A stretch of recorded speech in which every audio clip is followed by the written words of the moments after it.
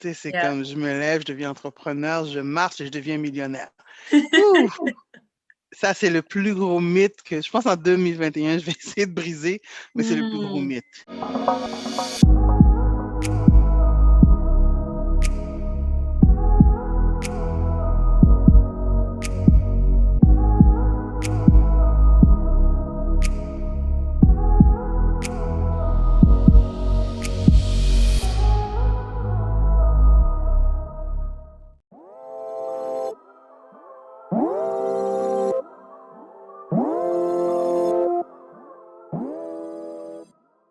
Bonjour, mon nom c'est Nersa Dorismond, j'ai 46 ans.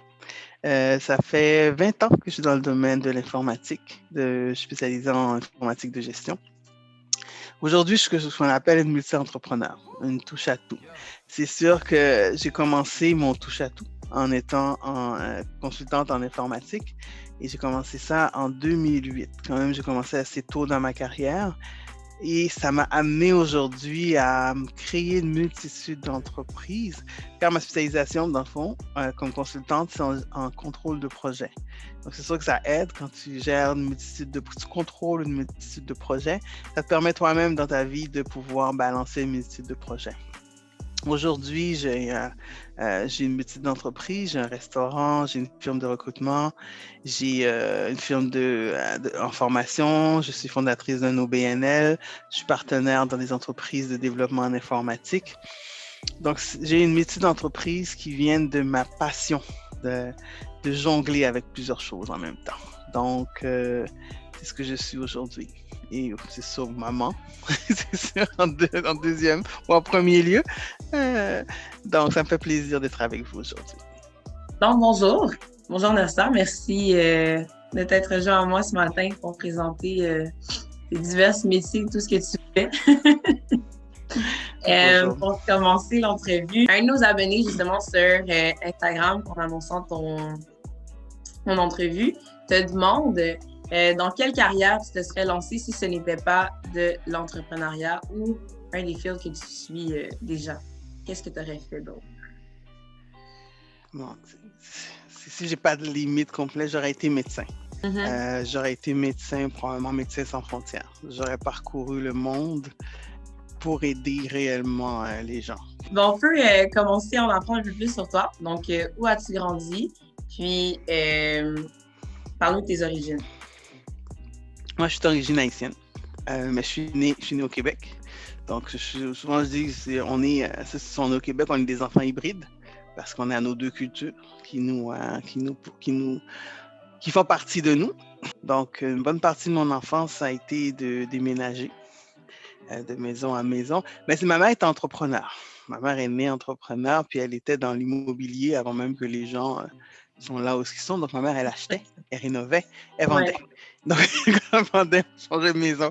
Donc, vraiment, on rentrait dans des maisons, là, des fois, on me disait, mais c'est quoi ça? Puis quand ça finissait, c'était wow! Elle l'avait bien flippé. Quel genre d'étudiante est-ce que tu étais? Quand je suis en secondaire 1, j'ai switché complètement. Je suis partie de l'enfant extrêmement turbulent à une enfant très réservée, timide. Je me suis renfermée complètement sur moi-même. Et ça a l'air bizarre. J'ai passé mon secondaire renfermé sur moi-même. Après ça, c'est là après ça qu'on est parti en Haïti. Puis en Haïti, le choc culturel est assez énorme. On a l'impression, j'aimais beaucoup Haïti déjà parce qu'on voyageait chaque année. Mais ça a été quand même un choc quand je suis arrivé à l'école en Haïti. Socialement, on était dans une école de ce qu'on appelle les bourgeoisies haïtiennes et j'ai trouvé ça choquant, réellement. Ça a été une expérience assez traumatisante, je trouve, parce que c'était une question de couleur de peau et une question de le nom de ta famille et socialement où est-ce que j'habitais. Mais donc, on m'a marginalisé très tôt. Mais il y a aussi moi qui étais extrêmement renfermée, donc je me suis aussi auto-marginalisée. Non, ça n'a pas été. Oui, exact. Du tout. Comment tu as overcome ça? Tu sais, je veux dire, ça prend une force personnelle. Moi, ça m'a pris des années. J'avoue, ça a eu un impact. Je parle de 12 ans. Je pense à l'âge de 21, 22 ans que j'ai commencé à sortir de ma coquille, déconstruire. Travailler, oui. Ah Mhm. oui, ça a été... puis ça m'a pris du temps, là. Je pense que ça m'a pris au moins 10 ans avant de réussir à déconstruire euh, tout ce que ces années-là avaient construit. Donc, je peux dire, Mhm. c'est peut-être début de ma quarantaine que réellement, là, c'était plus rendu, ça n'avait plus un impact sur moi. Ouais, ouais, Donc, ouais, ouais. c'est à peu près ça. Fière de tout ce beau travail que tu as pu accomplir en toi, là. Ça prend du courage, puis tout le monde est dans son propre journey de Ah, peut comme déconstruire, réapprendre ouais. comment on a grandi. Fait que c'est beau de voir ça. Et la question que j'avais par rapport à ton secondaire et tout ce que tu as vécu, est-ce que dans ce temps-là, tu avais peut-être une idée de ce que tu vas faire plus tard? Ou Moi, ben oui, c'était médecin. C'était OK. vraiment, il y avait rien, non, il y avait rien d'autre qui, tu sais, j'avais pas d'autres métiers dans ma tête. C'est Ouais, médecin. quand même, parce que la prochaine question, c'est est-ce que tu avais des mentors ou des inspirations? C'est ça, j'avais une maison qu'en Haïti que j'ai rencontré. C'est lui. Tu sais, quand je parle de Médecins sans frontières, lui, c'est un médecin qui justement travaillait pour un ONG. Mais c'est un homme qui donnait beaucoup. Tu sais, c'est un homme qui arrivait, quand les ONG arrivaient avec une multitude de choses, puis les gens prenaient, lui en prenait. Il mettait Mhm. comme dans un entrepôt pour ensuite, il mettait dans sa voiture, puis il allait dans des bidonvilles. Mais arrivé ici, là, il faut que tu recommences une nouvelle vie, nouveaux amis, nouvel environnement, le cégep. Comment ça s'est passé? Mais j'avais toujours la même vision, le même rêve de devenir médecin. Je suis entré à André Grasset. Moi, je suis hyper active, puis j'ai un petit TDAH. Donc, il fait que ça me prend beaucoup plus de temps à me concentrer et à Mhm, étudier tout ça. À un moment donné, les notes, avoir les notes, c'était difficile. Même si j'étudiais tout le temps, mhm, j'arrivais pas à avoir les notes que je voulais avoir pour aller mhm. à l'université en médecine, là. Donc, c'était Ouais. comme évident, là. Comment tu as vécu ça, de voir que ce rêve que tu as chéri toute ton enfance est peut-être pas atteignable? Comment tu as pu surmonter ça? Ça a été vraiment un choc, mais tu sais, j'avais encore de l'espoir. Je me souviens quand j'ai fini mon cégep, j'ai dit, OK, quel est l'autre parcours que je peux faire pour continuer? Donc là, je suis allé à l'université, j'ai commencé, et puis là, bon, là, j'ai perdu comme 2 ans à essayer de trouver un cheminement. Et- Je me souviens, je suis rentré en mathématiques, en maths info, pour augmenter mes notes, dans le fond, parce que tu sais, quand même, ces matières-là, c'était celle-là que j'avais des meilleures notes. et- C'était pas une bonne idée. Là, j'ai commencé à diminuer. J'ai dit, OK, au moins pharmacienne. Tu sais, je me suis dit, OK, OK. pharmacie, c'est quand même un bon compromis. Mhm, mhm, Mais il fallait que j'augmente mes notes. Donc, je me suis dit, OK, je vais aller en arts et sciences. Et c'est mhm, là que j'ai pris un cours d'informatique, pure, vraiment, là, de mhm. programmation. Et c'est là que j'ai pris différents cours, puis je me suis rendu compte, OK, là, le rêve de médecine, là, c'est fini. Puis l'informatique n'était pas un rêve pour moi, Ouais. rien du tout. C'était juste, OK, j'ai des bonnes notes en informatique. On s'inscrit en informatique. On parle de 96. Mhm. En 96, donc l'informatique était inconnue. Je savais même pas c'était quoi. Quand est-ce que tu as commencé à aimer l'information ou tu as vraiment pris ça comme ton nouveau rêve ou ta nouvelle passion? C'est vers la fin de mon bac. Aussi étonnant, OK. c'est que j'étais dedans, puis j'essayais de voir qu'est-ce que j'allais faire en informatique. Il y a des choses que je savais que je ne voulais pas faire. Je Oui. l'ai fait, par exemple, pour apprendre, mais développeur. J'ai été développeur pendant 2 ans, c'est sûr. J'ai fait du code devant un ordinateur, mais je savais que j'allais pas aimer ça. J'étais administrateur réseau qu'on appelle. Donc, tu sais, je me suis spécialisé dedans. Tu sais, je savais comment le faire, j'ai appris tout ça, mais c'était pas, c'est toujours derrière ou apprendre certaines notions très techniques, j'aimais pas ça. Mais vers la fin de mon bac, j'ai eu un cours, un professeur extraordinaire, je ne me souviens pas de son nom. Il nous a présenté c'est quoi le métier de gestionnaire de projet. PCO, c'est quelqu'un qui s'assure qu'un projet suit les directives qu'on a définies au début. Au début d'un projet, on a une idée de qu'est-ce qu'on veut faire, combien qu'on va dépenser, puis qui va être impliqué dans le projet. Et puis on sait qu'est-ce qu'on veut à la fin du projet, comment qu'on va vérifier que ce qu'on voulait faire se faisait. Dans le projet, souvent, moi je dis c'est un mindset. Il y en a qui l'apprennent puis qui deviennent de bons gestionnaires de projet, mais c'est aussi une manière de penser. Parce que gestionnaire de projet, qu'est-ce qu'il fait? C'est qu'il prend une idée complètement, peu importe l'idée, tu as l'idée je sais pas moi, d'écrire un livre, ou tu as l'idée d'installer un nouveau système informatique, tu as l'idée d'acheter, de construire une maison, Ouais. mais c'est une idée que tu analyses, il faut que tu saches qu'est-ce que tu veux faire, combien d'argent que tu as. Est-ce que c'est vraiment le besoin que tu as? Parce que les gens, ils disent, je veux une maison avec 5 chambres à coucher, 2 garages, un sous-sol fini. Mais là, tu dis, OK, mais vous êtes 2 avec un chien. Juste m'expliquer les 5 chambres à coucher, là. Donc, le besoin, sinon, OK, mais tu veux la maison au cœur de Montréal, mais ça coûte 2 millions la maison que tu veux, là. Et pourquoi tu le veux au cœur de Montréal? Tu travailles de la maison, tu sais. Donc, c'est l'analyse du besoin. Donc, un gestionnaire de projet analyse ce que tu veux faire. Il y a des techniques autour de ça. Et quand il a fini de ça, il te le fait. Donc, il vérifie les risques et tout ça. Quand j'étais assise dans ce rôle-là, j'ai adoré. Là, j'ai vraiment trouvé ma place. Parce que j'étais dans ma place effacée, mais je faisais quand même une différence, sans nécessairement qu'on me voie. Et je n'étais pas imputable, parce que c'était dur pour moi d'être imputable de quelque chose d'aussi grave. Et comment tu as fait pour marcher là-dedans? J'imagine qu'après l'université, c'est appliqué. Comment, où on peut être PCO? Tu sais, comment... C'est ça. Donc là, je veux donner quelque chose que personne ne connaît, parce que là, vraiment, les gens ne savaient pas c'était quoi. C'est peut-être là que j'ai réalisé que si tu veux vraiment le métier que tu veux, il faut faire des choix difficiles. Te dire, je ne peux pas faire de compromis. Vers la fin, j'avais idée de faire des compromis parce que je trouvais ça dur. Après 3 mois, tu ne trouves pas un emploi.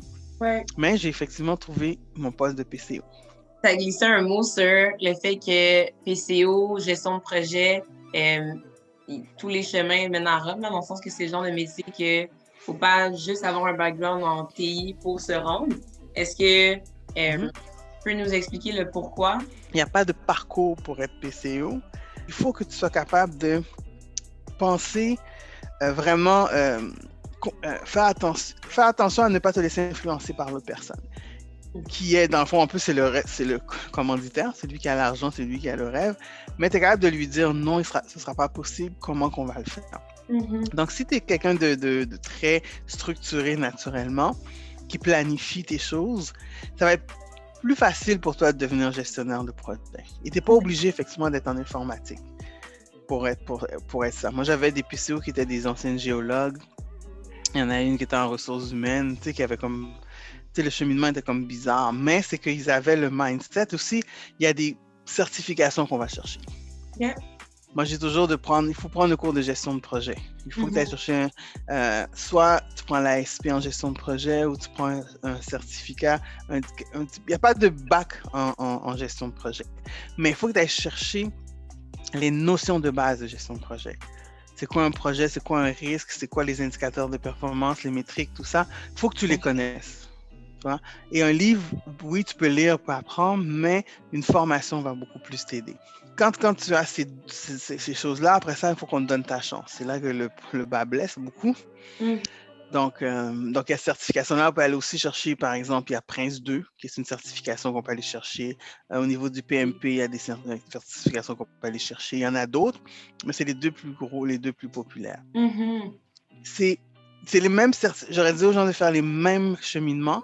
Au niveau du PMP, il y a une certification qui s'appelle KPM, qui est, parce qu'il y a le PMP pour la gestion de projet. KPM, c'est plus au niveau d'une certification en contrôle de projet. Donc, KPM se rapproche plus du rôle du PCO. OK. Donc, on l'apprend.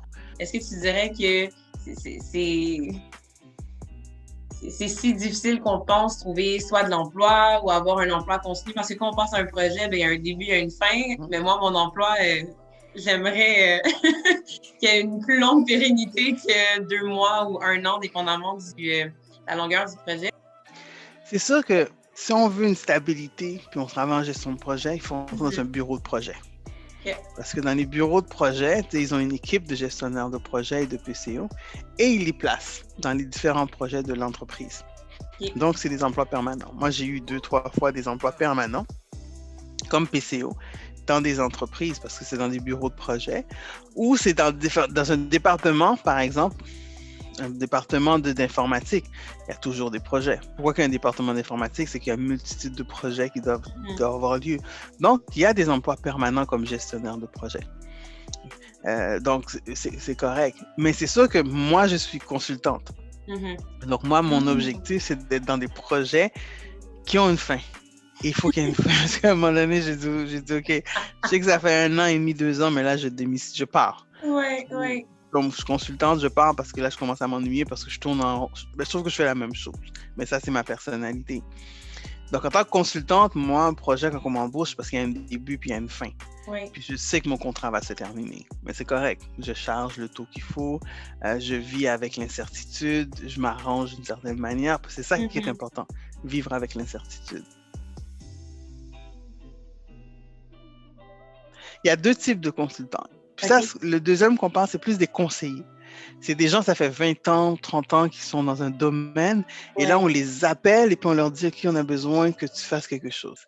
Mais il y a le consultant qu'on prend, c'est parce que c'est un mandat temporaire que tu as. Donc, comme c'est temporaire et puis c'est pour quelque chose de précis, l'entreprise, elle est prête à payer pour ça. Des fois, c'est des taux de 100, 150, 200 $ de l'heure. Tout ce que tu as besoin, c'est d'avoir un contrat. Puis tu charges le taux un petit peu plus haut que l'industrie. Ils m'ont même donné toutes les fiscalement comment faire. Je me souviens, ils m'ont donné un CD de notre époque, mais quand même, j'avais CD de tous les fichiers Excel, comment faire ma fiscalité, comment suivre, aller voir un comptable, etc. Comment m'incorporer. Ils m'ont vraiment guidé. Je me suis dit, c'était des messieurs. À cette époque-là, j'ai des messieurs. Il y avait quand même la plupart 45, 50 ans. Je parle début de ma trentaine. Puis en 2008, moi, je suis devenu consultant. Je me suis incorporé avec mes fichiers Excel. Premier mandat. Et depuis ce jour, je n'ai jamais passé plus que... Des fois, je voulais 1 semaine ou 2 semaines de congé. Mais c'était mandat sur mandat. Tu vois? Donc, parce qu'il y en a toujours. Mais comment tu les trouves? Est-ce que c'est toi tu vas sur Indeed puis tu cherches... Exactement. Quand on t'aborde, ils vont te le demander, c'est quoi ton numéro d'entreprise? Parce que c'est pas toi qu'on embauche. On embauche une entreprise et toi, tu travailles pour l'entreprise, qui est à toi, bien sûr. Donc, si on devait devenir consultant nous-mêmes, on s'incorpore.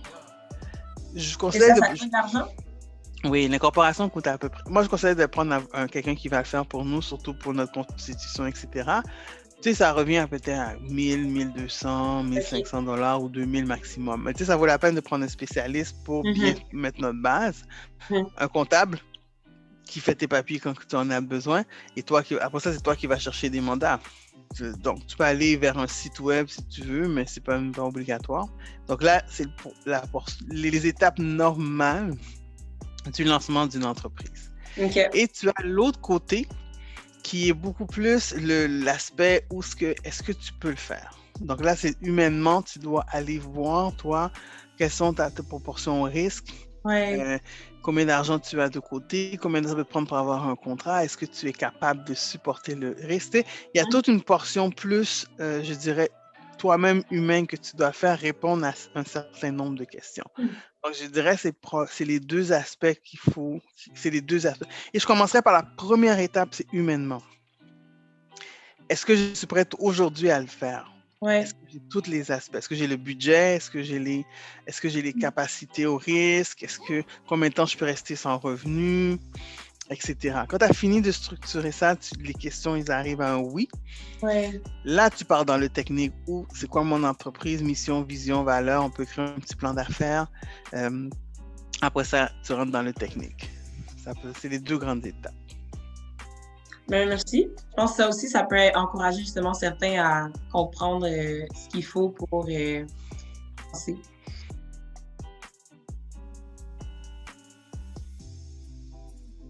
Mais une chose, c'est de spécialiser en quelque chose pour commencer. C'est-à-dire, si on veut être consultant, c'est par exemple Scrum Master aujourd'hui, Product Owner. Oui. On pourrait dire Product Owner moins, c'est parce qu'il faut que ce soit dans l'entreprise, mais bon. Mais un Scrum Master minimalement. Ou tu es spécialisé en analyse d'affaires. Moi, je suis PCO. Tu sais, on a des métiers précis. Gestionnaire de projet ou spécialisé en gestion du risque. Donc, il faut quand même avoir, ça va avoir une très grande expérience, mais que c'est notre spécialisation. Donc, quand tu as spécialisation, là, tu vas aller chercher des mandats. Et comme je dis, de passer par des firmes de recrutement au début. Tu regardes, ça fait 6 mois ou 1 an que je travaille comme QA est-ce que vous avez des mandats d'assurance qualité? Donc, une chose, moi, que je fais, moi, je prends la liste des firmes de firmes de recrutement des employés, employeurs, je donne le bottin, et je pars du premier, et j'envoie mon CV. OK. Et je continue. J'envoie mon CV systématiquement à tout le monde. Il n'y a pas de « OK, mais il n'y a pas d'offre d'emploi, c'est pas grave, les ressources humaines vont avoir mon CV. Ils vont peut-être m'appeler dans 3 à 6 mois. » Donc, il faut vraiment... Et c'est vraiment systématique. C'est comme tu envoies ton CV, tu fais un CV autour de justement ta spécialisation que tu viens de développer et tu envoies ton CV à ces firmes-là. Tu envoies aux firmes de recrutement et la personne, si elle a un mandat, parce que des fois, il y a des mandats qui ne sont même pas publicisés. Donc là, ton CV, à un moment donné, arrivé à la 12e ou la 15e que tu envoies, il y en a qui vont t'appeler et tu vas faire partie de leur base de données. Merci beaucoup, beaucoup, beaucoup, beaucoup. En vrai, là, il y a tellement eu de knowledge et de substance dans l'entrevue. C'est pas le genre de truc qu'on apprend nécessairement, puis comme ça dit, toi, c'est en parlant à d'autres qui l'ont fait que tu as appris. J'espère que les gens, en écoutant ça, justement, vont pouvoir apprendre. Si vous avez d'autres questions, les laissez en commentaire. Puis, j'imagine, on peut peut-être tenir contact, poser des questions ou vous aider à répondre à vos questions pour pouvoir vous lancer dans la poursuite de vos passions. Mais merci beaucoup, Nersa. Merci, ça fait plaisir. Merci pour la belle émission. C'est toujours un plaisir de rencontrer de nouvelles personnes. J'adore ça, c'est vraiment bien. Donc, continuez votre beau travail. C'est vraiment, ça fait vraiment plaisir. Si vous avez aimé ça, likez, partagez ou commentez. Sinon, pour plus de contenu, n'hésitez pas à nous suivre sur Facebook, Instagram ou YouTube. Sur ce, à la prochaine!